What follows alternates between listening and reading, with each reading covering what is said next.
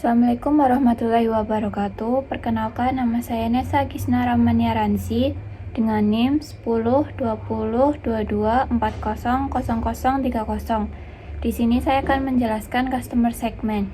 Customer segment itu siapa penggunanya dan konsumennya.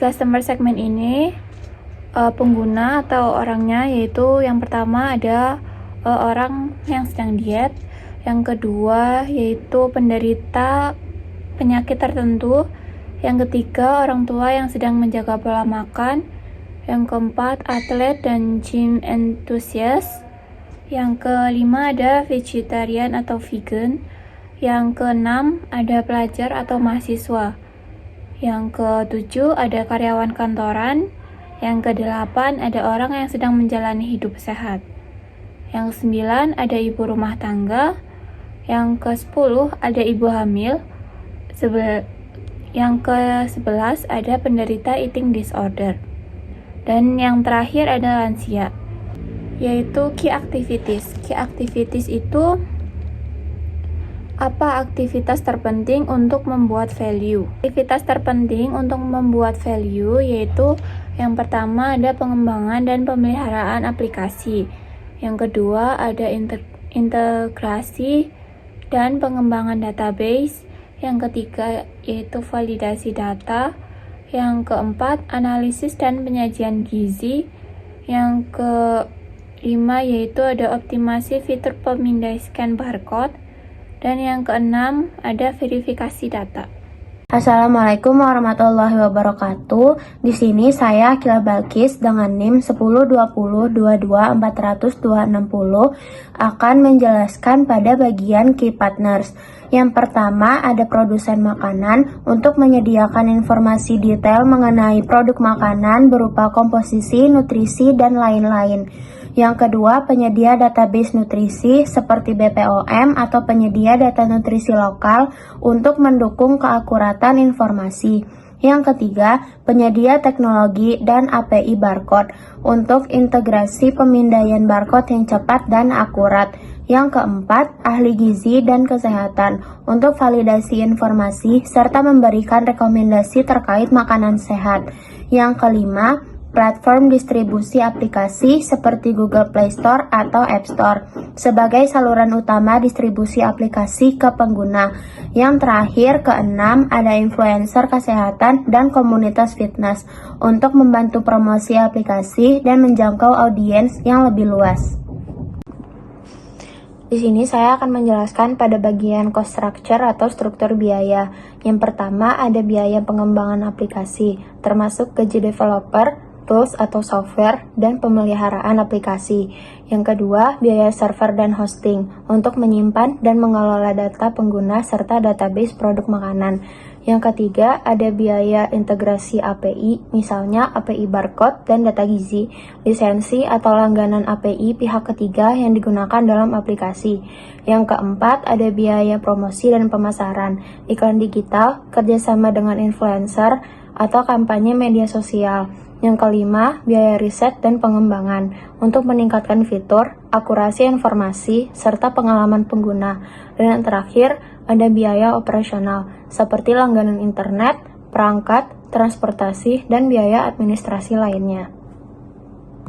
Assalamualaikum warahmatullahi wabarakatuh.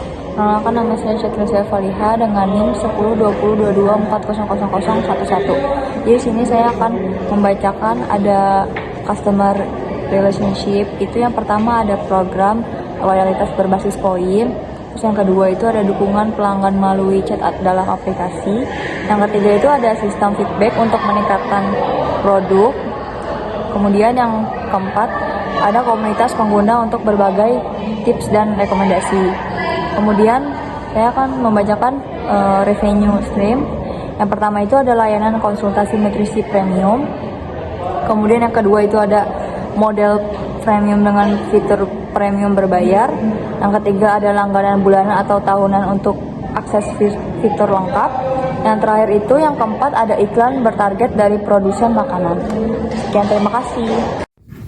Perkenalkan, nama saya Nabilatul Najmi dengan NIM 102022400190. Saya akan menjelaskan tentang keirisan dalam BMC.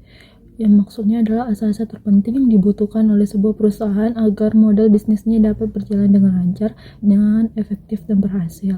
Sumber daya ini memungkinkan perusahaan untuk menciptakan dan menawarkan posisi nilai, menjangkau pasar, mempertahankan hubungan dengan pelanggan, dan menghasilkan pendataan. Yang dibikin oleh kelompok saya tentang cybercode, diantaranya terdapat kamera handphone, koneksi internet, packingan makanan, dan tempat proses produksi.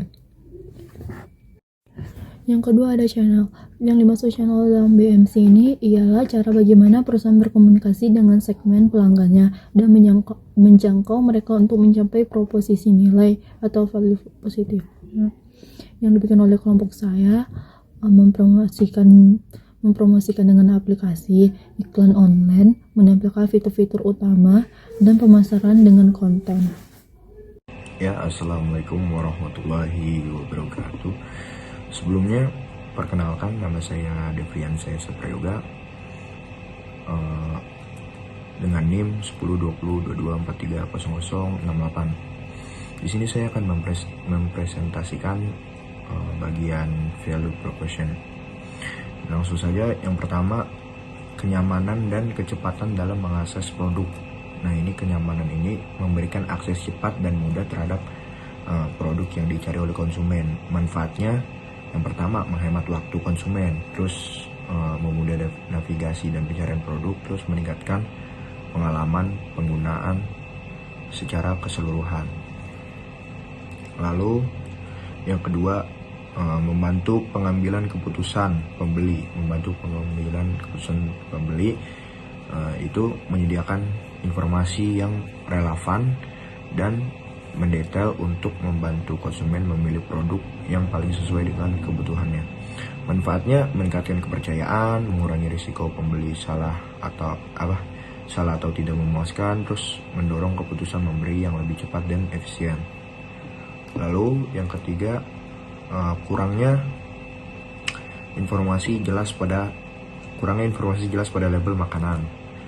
Nah, mengatasinya masalah minimnya informasi yang mudah dimengerti pada label makanan, terutama terkait kandungan gizi dan manfaatnya, menyediakan informasi tambahan yang mudah dimengerti, meningkatkan literasi gizi di kalangan masyarakat, lalu mendukung keputusan konsumsi lebih sehat. Terus selanjutnya, membandingkan kandungan antar produk.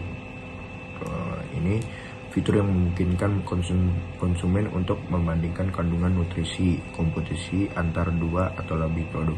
Manfaatnya membantu memilih produk yang paling sesuai dengan kebutuhan diet, terus mengedukasi konsumen dalam memahami perbedaan kualitas antar produk, terus meningkatkan nilai transparansi produsen terhadap konsumen. Lalu selanjutnya, kontrol atas pola konsumsi dan kesehatan pribadi, yaitu memberikan konsumen alat untuk memonitor dan mengatur pola konsumen mereka sendiri. Manfaatnya meningkatkan kesadaran, membantu menjaga kesehatan jangka panjang, terus mendukung tujuan diet atau gaya hidup yang sehat. Lalu efisiensi saat belanja, membuat proses belanja lebih cepat dan tepat sasaran melalui rekomendasi atau daftar belanja yang terstruktur. Manfaatnya menghindari pembelian impulsif, terus menghemat waktu, mengoptimalkan anggaran belanja. Lalu yang terakhir, rasa aman karena tahu apa yang dikonsumsi, yaitu memberikan rasa aman dan nyaman karena pengguna mengetahui kandungan dan sumber makanan yang mereka konsumsi. Manfaatnya meningkatkan kepercayaan terhadap produk dan merek, menghindari alergi atau zat tertentu yang sensitif, terus menumbuhkan loyalitas konsumen terhadap produk yang transparan. Bisa kita simpulkan, value proposition ini tidak hanya menambah nilai bagi konsumen dari sisi kenyamanan dan efisiensi, tetapi juga memberikan kontrol, kepercayaan, dan edukasi dalam proses pengambilan keputusan konsumsi. Dengan pendekatan seperti ini, produk atau layanan bisa lebih unggul dan persaingan pasar yang semakin kompleks dan menuntut transparansi.